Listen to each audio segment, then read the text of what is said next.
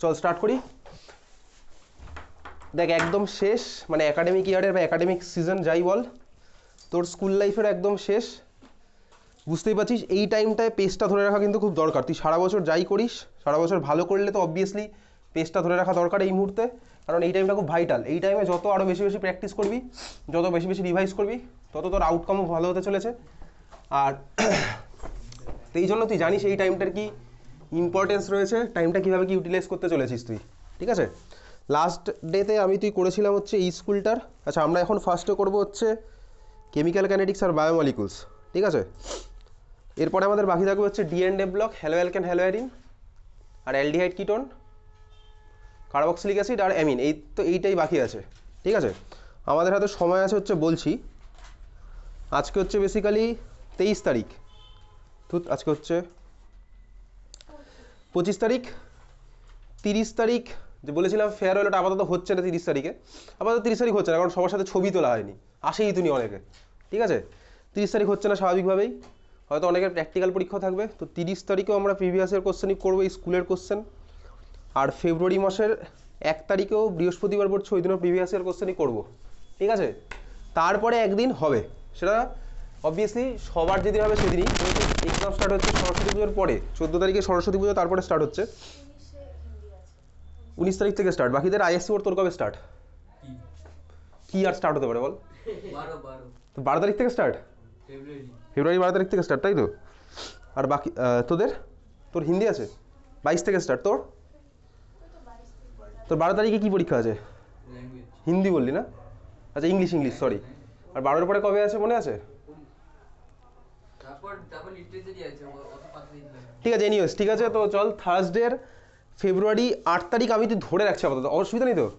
8 ফেব্রুয়ারি আমার মনে হয় 8 ফেব্রুয়ারিতে প্র্যাকটিক্যাল হয়ে যাবে সব স্কুলেই, হয়তো বা, ঠিক আছে। না হলে ওই 12 তারিখের আগে তোর তো অসুবিধা নেই, তো লিটারেচারে কোনো অসুবিধা নেই, আর কারোরই তো কোনো অসুবিধা, কারণ বাকি তো 22 আর 19 থেকে স্টার্ট। তো আসতে আমার মনে হয় না কোনো অসুবিধা আছে।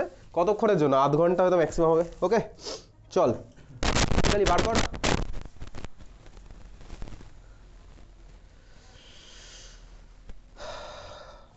লাস্ট দিয়ে করেছিলাম কোশ্চেন নাম্বার 21 অরের বি অবধি।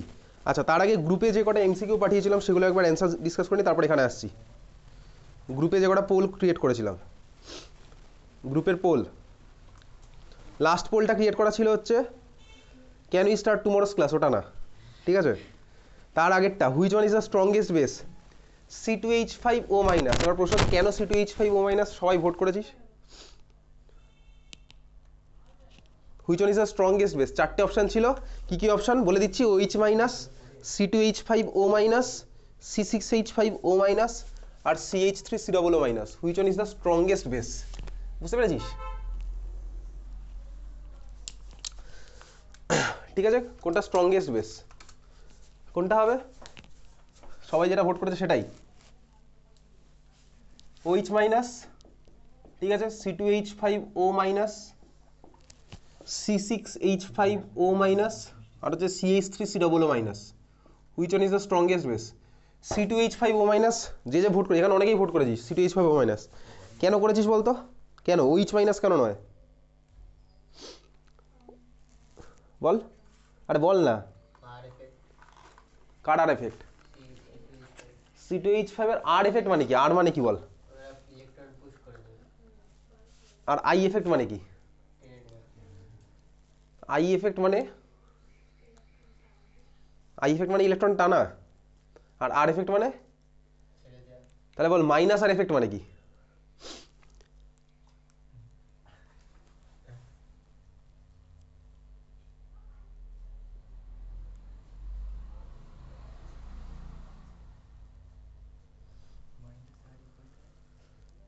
Minus R equals to I, এসব কিছু পড়িনি কোনোদিনও।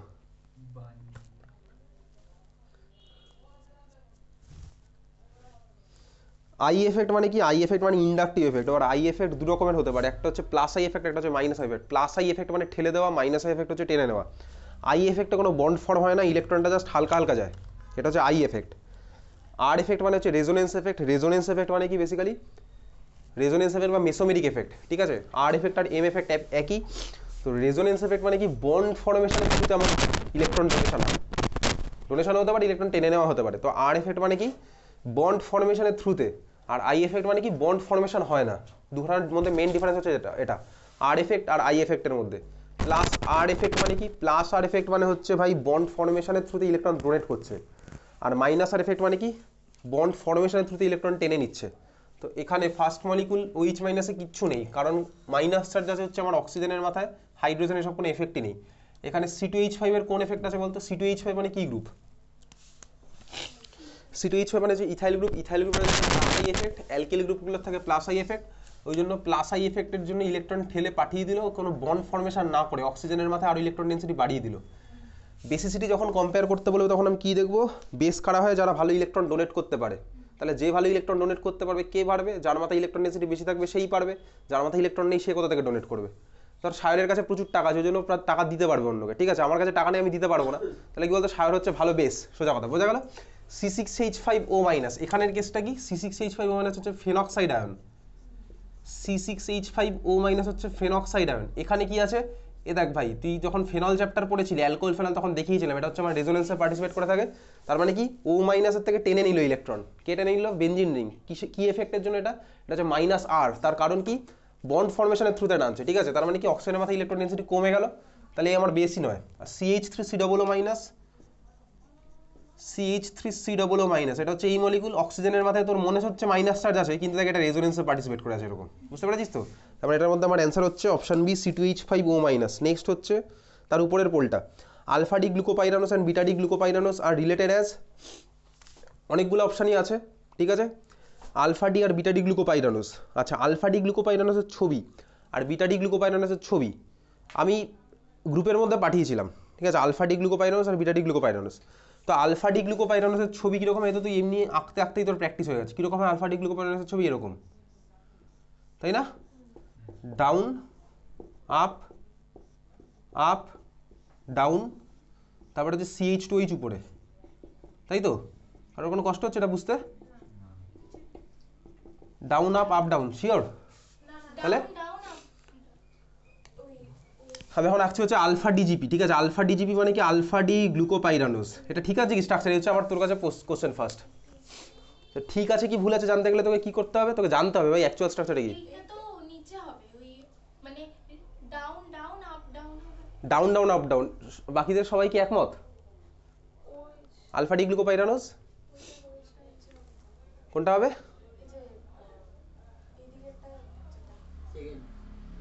আচ্ছা এইটা হচ্ছে নিচে হবে, তাই তো?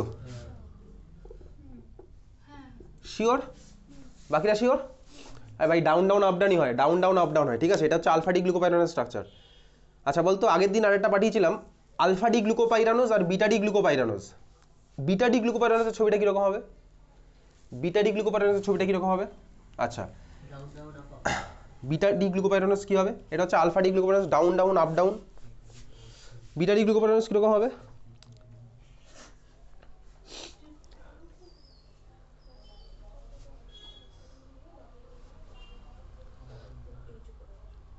এটা আমি বলে দিচ্ছি কবে পাঠিয়েছিলাম, 15ই অক্টোবর পাঠানো আছে, ঠিক আছে?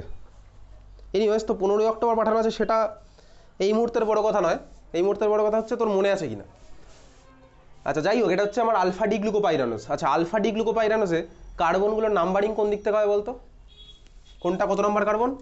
1 2 3 4 5, ওটা 6 উপরেরটা, ঠিক আছে? বিটা ডি গ্লুকোপাইরানোস আমার কি হবে? বেসিক্যালি 1 নাম্বার কার্বনে ওইচের পজিশন চেঞ্জ হয়ে যাবে, ঠিক আছে? তো বিটা ডি গ্লুকোপাইরানোসের ছবিটা কীরকম হবে? এরকম, 1 নাম্বার কার্বনে আমার ওইচের পজিশন চেঞ্জ হবে, তাহলে ওইচ যাবে হচ্ছে উপরে, আর বাকি পার্ট পুরো সেম থাকবে।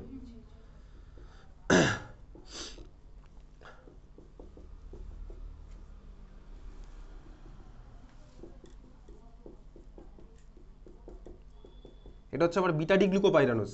আচ্ছা এবার তাহলে আলফা ডি আর বিটা ডির মধ্যে রিলেশনটা কি? আলফা ডি গ্লুকোপাইরানোস আর বিটা ডি গ্লুকোপাইরানোসের রিলেশন কি? ফার্স্ট অপশন দেওয়া ছিল হচ্ছে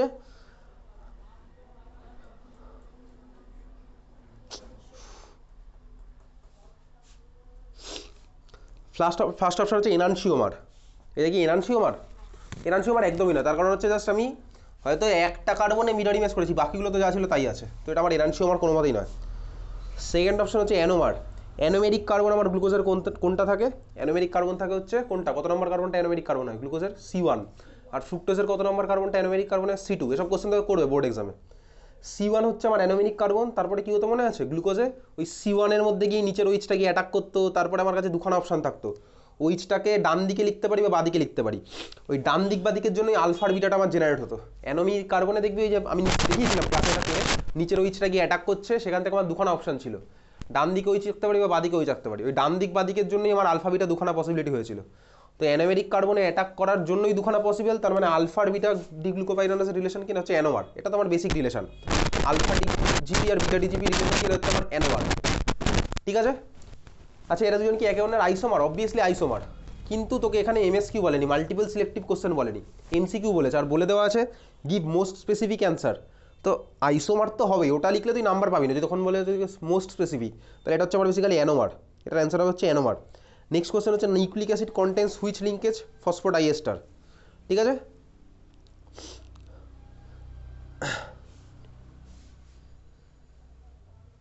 nucleic acid contains which linkage phosphodiester, তার আগের একটা কোশ্চেন কত তারিখে পাঠিয়েছিলাম,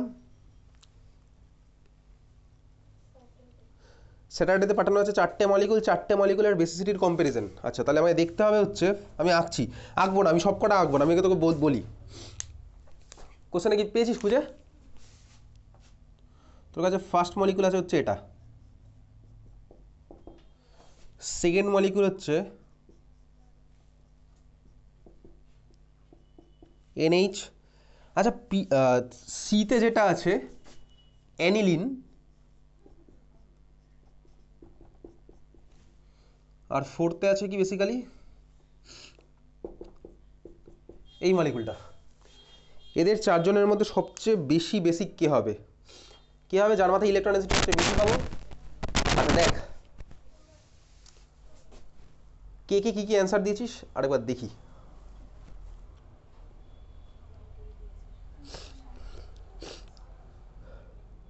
কেউই পোলের মধ্যে ঠিক অ্যান্সার দিসনি, কেউ অ্যান্সার দিসনি এটার, ঠিক আছে, পোলটার মধ্যে কেউ ঠিক অ্যান্সার দিসনি,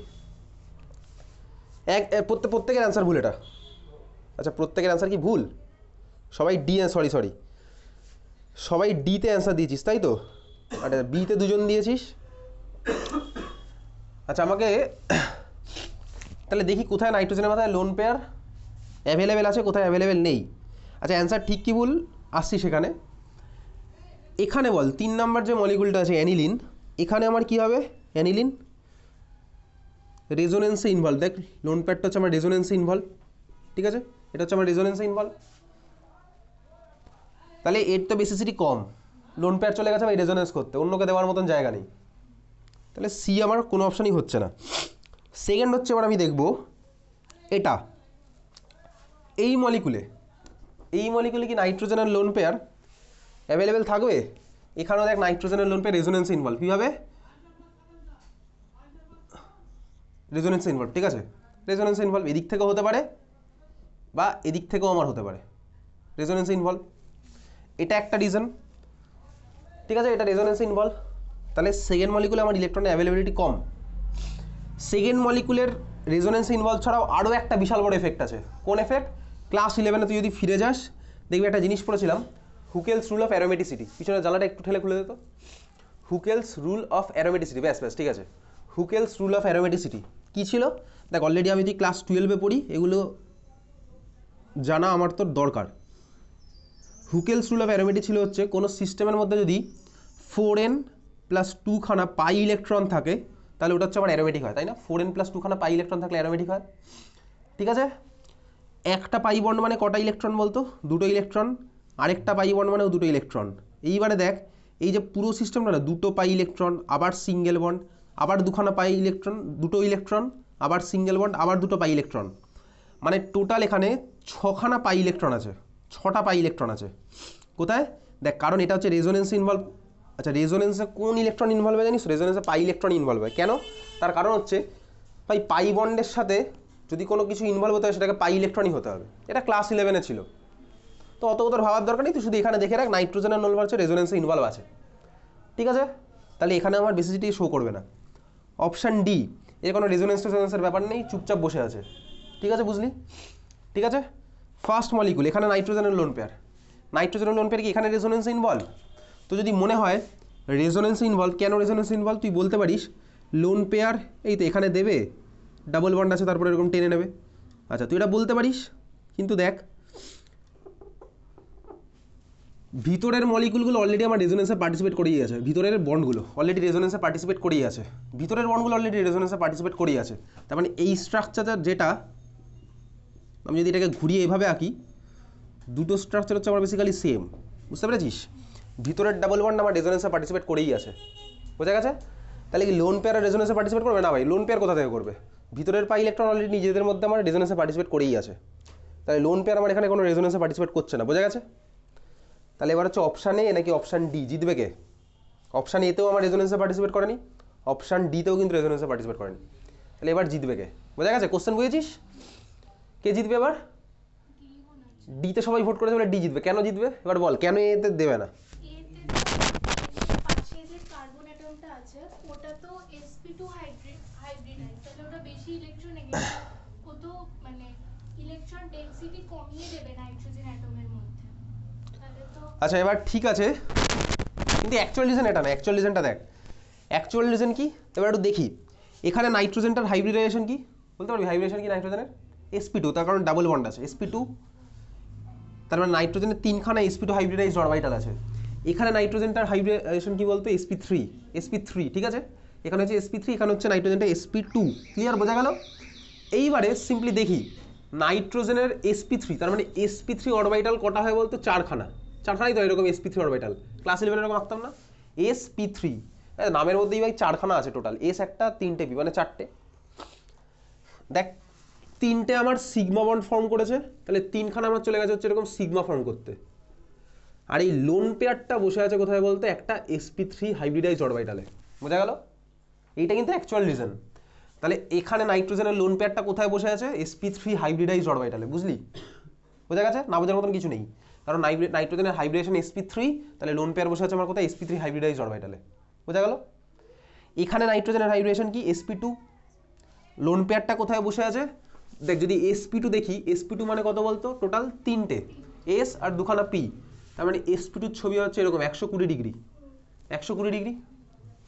এর মধ্যে দেখ চলে গেছে হচ্ছে এদিকে একটা সিগমা, এদিকে একটা সিগমা করতে, আরেকটাতে আমার বসে হচ্ছে এই দুখানা লোন পেয়ার, দেখ এদিকে একটা সিগমা করতে চলে গেছে, এদিকে একটা সিগমা করতে চলে গেছে, এই যে আরেকটা হচ্ছে বসে আছে লোন পেয়ার, এই লোন পেয়ারটা কোথায় আছে? sp2 হাইব্রিডাইজড অরবিটালে, ঠিক আছে?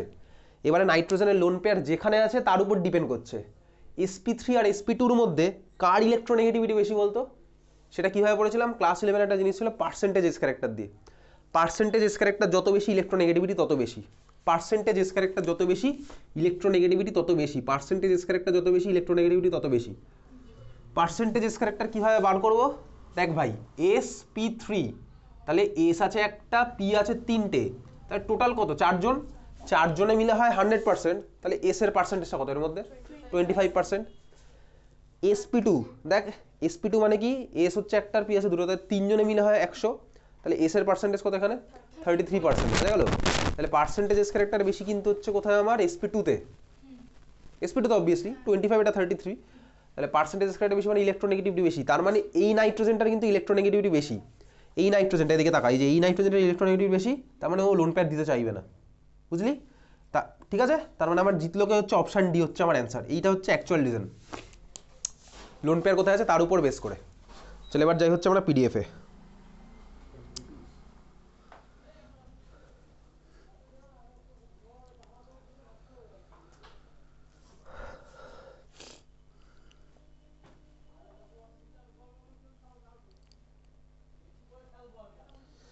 কত নাম্বার?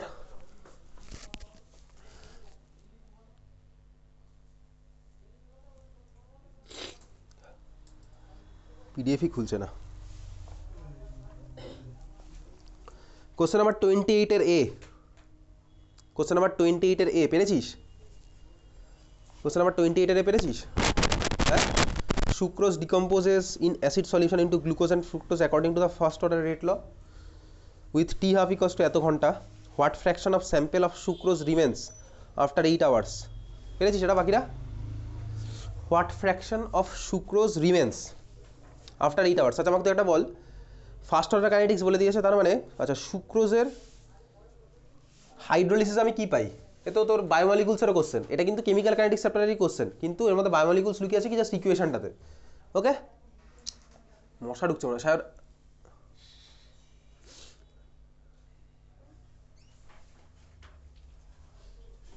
আচ্ছা দেখ, সুক্রোজ ডিকম্পোজ করে আমার মনে হচ্ছে গ্লুকোজ আর ফ্রুক্টোজ, বায়োমলিকুলসের কোশ্চেন, তাই তো? তাহলে এদিকে তাকা, এটা হচ্ছে বেসিক্যালি আমার এই রিয়াকশনটা হচ্ছে, আমি আর ডিটেলস কিছু লিখছি না। তোকে বলেছে কি ঠান্ডা মাথায় শুনবি, এটা ফার্স্ট অর্ডার রিয়াকশন। তাহলে টি হাফ দেওয়া আছে, what fraction of sample of sucrose remains after 8 hours, 8 ঘন্টা পরে সুক্রোজের কত ফ্র্যাকশন পড়ে থাকবে, 8 ঘন্টা পরে সুক্রোজের কত ফ্র্যাকশন পড়ে থাকবে। আচ্ছা ফ্র্যাকশন পড়ে থাকবে মানে কি, ধর সুক্রোজের প্রথমে ছিল 100%, সাপোজ এখন পড়ে আছে 30%, তার মানে বলতো কত ফ্র্যাকশন পড়ে থাকলো, ফ্র্যাকশন কতটা পড়ে থাকলো, ফ্র্যাকশন যদি বলে তাহলে কি বলবো, 30/100, তাই তো? 100% যদি পড়ে থাকতো তাহলে কত হতো, 100% পড়ে থাকতো, 30% পড়ে আছে বলে 30/100 হবে।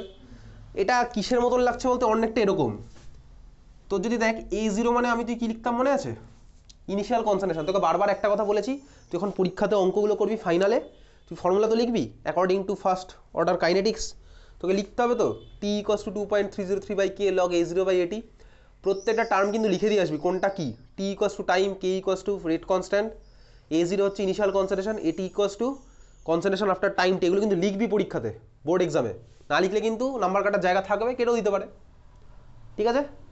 আচ্ছা তার মানে কি, দেখ এখানে তাকা, তুই বার করি হচ্ছে T = 2.303/k log A0/AT, AT মানে কি টি টাইম পরে কতটা পড়ে আছে, A0 মানে কি ইনিশিয়ালি কতটা পড়েছিল, ফ্র্যাকশন তাহলে কতটা পড়ে থাকবে, ফ্র্যাকশন কতটা পড়ে থাকবে। তুই ভাব যদি আমার A0 পুরোটাই পড়ে থাকে তাহলে ফ্র্যাকশন হবে কত, 100%।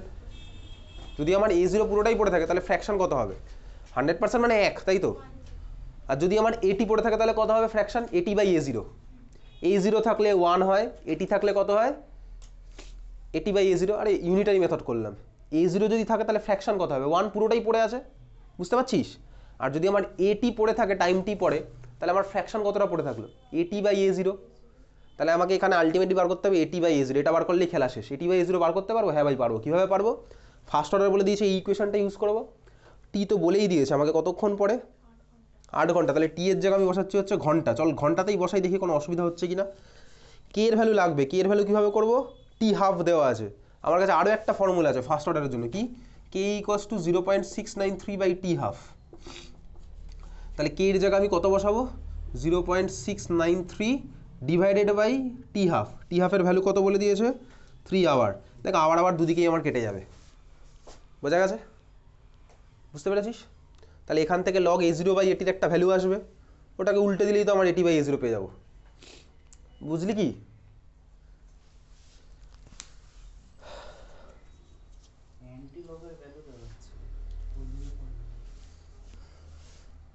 অ্যান্টিলগের ভ্যালু তো ওই জন্যই দিয়ে দিয়েছে।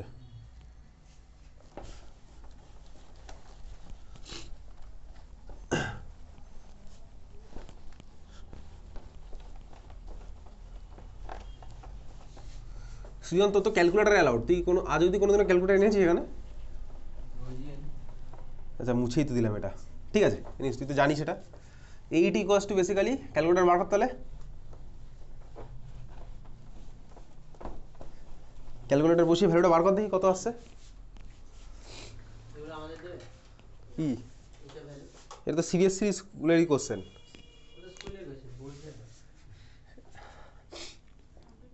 তাহলে কত আসছে log A0/AT, log A0/AT equals to কত হচ্ছে, ওদিকে আমি দেখেছিলাম হচ্ছে দিয়েছে 8 ঘন্টা, 8 ইন্টু 0.693 ডিভাইডেড বাই 2.303 ইন্টু 3,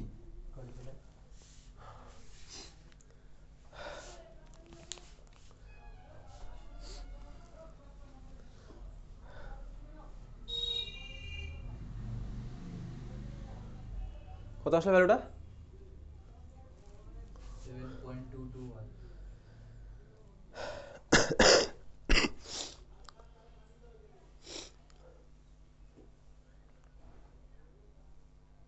7.22 বলতে চাইলে আমার ক্যালকুলেটর 7.2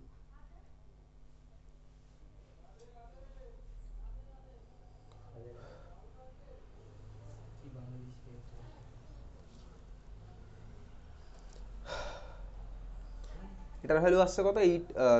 এটার ভ্যালু তো আসছে 0.802, 0.802 আসছে, যা ভ্যালুটা দেওয়া আছে কোশ্চেনে। তোর কত এসছে দেখি, ক্যালকুলেটার দেখা দেখি, দেখি দেখি দেখি না। 8 into 0.693 করেছিস? 8 দেখা যাচ্ছে না। দুটোই করিস। তাহলে 0.8 তো দেখি, ক্যালকুলেটার দেখি, তাহলে বট মাল্টিপ্লাই।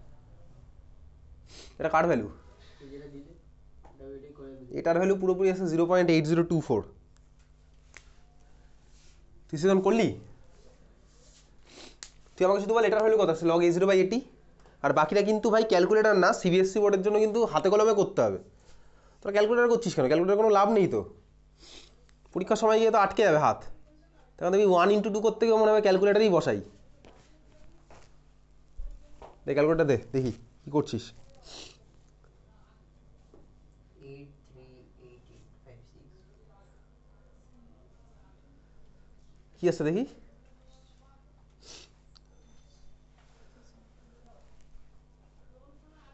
0.83। দেখি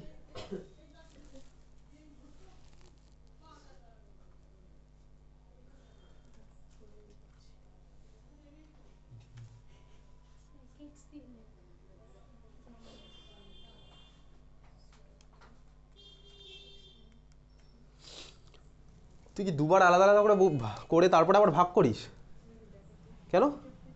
আলাদা দুটো দিয়ে আলাদা বেরো, বট মাস দিয়ে করছি এর জন্য। তুই ফার্স্টে উপরেরটাকে মাল্টিপ্লাই করে যেটা ভ্যালু বেরিয়েছে, তাই তো? আবার ডিভাইডেড বাই নিচেরটা মাল্টিপ্লাই করে আরেকটা ভ্যালু বেরিয়েছে, তারপর দুটোকে ডিভাইড করে আলাদা করে, এরকম কেন করিস? তাহলে দেখো টোটাল করে দেখো আলাদা বেরো বেরোবে। ক্যালকুলেটার বলছি কীভাবে ইনপুট করবি, যত তুই ব্র্যাকেট দিবি তত হচ্ছে তোর ক্যালকুলেটার রিড করবে। এটা হচ্ছে এমএস ক্যালকুলেটার আর ইএস ক্যালকুলেটার ডিফারেন্স। এটা তো হচ্ছে তোর এমএস ক্যালকুলেটার। তুই সিম্পলি তোকে এটা বসাতে হবে ক্যালকুলেটার, এদিকে তাকা, এদিকে শোন। আর বাকিরা ভাই বাকিরা ক্যালকুলেটার করিস না, সিবিএসসি বোর্ড তুই করতে পারিস, পরীক্ষার সময় গিয়ে কেস খেলে কিন্তু আমার দায়িত্ব নেই, ঠিক আছে? আচ্ছা শোন, বাকিরা ক্যালকুলেটার ফোন ছেড়ে নিজের হাতে কলমে গুণ কর। তুই কি পরীক্ষার সময় স্কুলে ক্যালকুলেটার দিয়েছিল? তুই দেখ এদিকে কীভাবে বসাবি। তোর টার্গেট হচ্ছে, এদিকে তাকা, তোর টার্গেট কি বেসিক্যালি উপরেরটা ডিভাইডেড বাই নিচেরটা করা।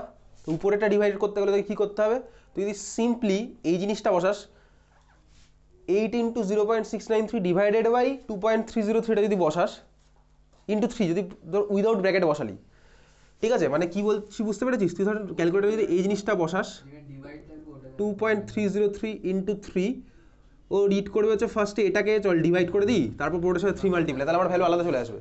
তাহলে তুই ক্যালকুলেটার বসাবি কি, দিয়ে একটা ফার্স্ট ব্র্যাকেট দিবি, ফার্স্ট ব্র্যাকেট দিয়ে তুই স্টার্ট করবি হচ্ছে 8 into 0.693। বসা ক্যালকুলেটারে, ওকে দে ক্যালকুলেটার, ওকে দে। করে নিয়েছি করে নিও। ফার্স্ট ব্র্যাকেট বসে 8 into 0.693, ঠিক আছে?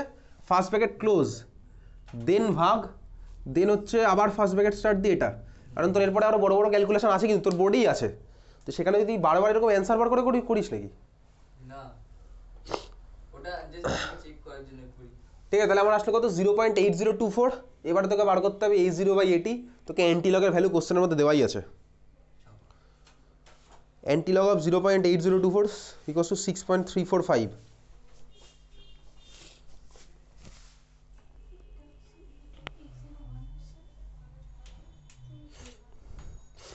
তাহলে অ্যান্টিলগ করলে তোর কি আসবে বলতো, a0/80 আসবে। তোকে বার করতে হবে কি 80/a0, ওটাকে আবার উল্টাবি, তাহলে যা আসছে তাই। বুঝতে পেরেছিস? হ্যাঁ 1/, ওটা করবি যা আসবে তাই। বোঝা গেছে? অ্যান্টিলগ করলে তোর আসবে হচ্ছে a0/80 ভ্যালু, তোকে বার করতে হবে 80/a0, তাহলে 80/a0 করলে যা আসছে তাই। 0.15 আসে। হ্যাঁ ওরকম একটা আসবে। 0.15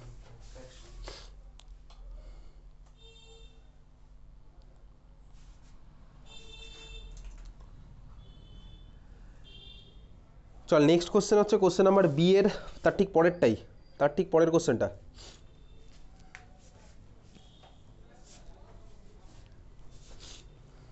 তার ঠিক পরের কোশ্চেনটা কি বলেছে?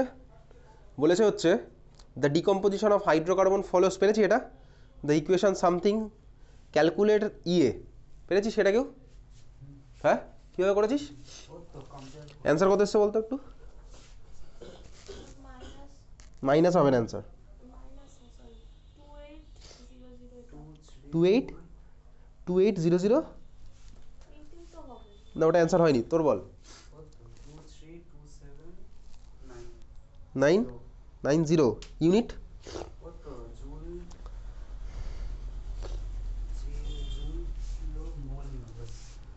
কি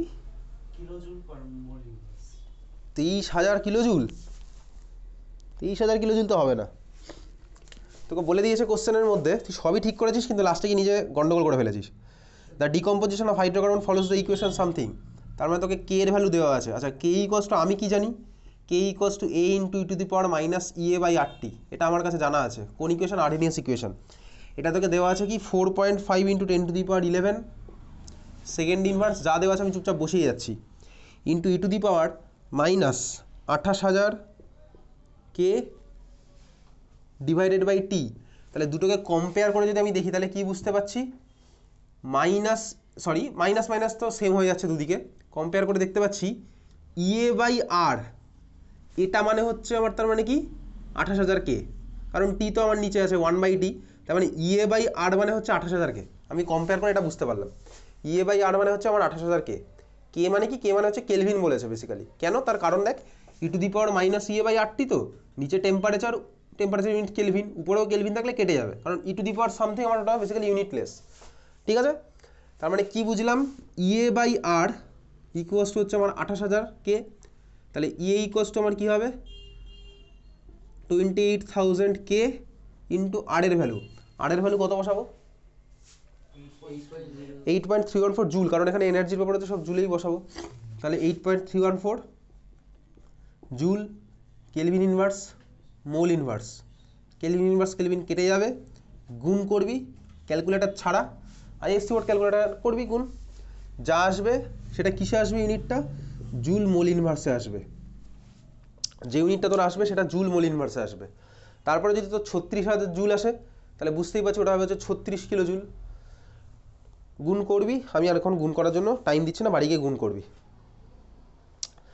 তোকে যদি এই কোশ্চেনটাতেই বলতো calculate the frequency factor, frequency factor মানে কি বেসিক্যালি, ফ্রিকোয়েন্সি ফ্যাক্টর মানে হচ্ছে এ। দেখ আমি কম্পেয়ার করে দেখতে পাচ্ছি এ ইকোয়াস টু এই জিনিসটা 4.5 into 10 to the power 11 second inverse, এটাই হচ্ছে তোমার ফ্রিকোয়েন্সি ফ্যাক্টর। নেক্সট কোশ্চেনে চলে যাই। এখানে আর কিছু নেই, আমি অন্য টাইপের কোশ্চেন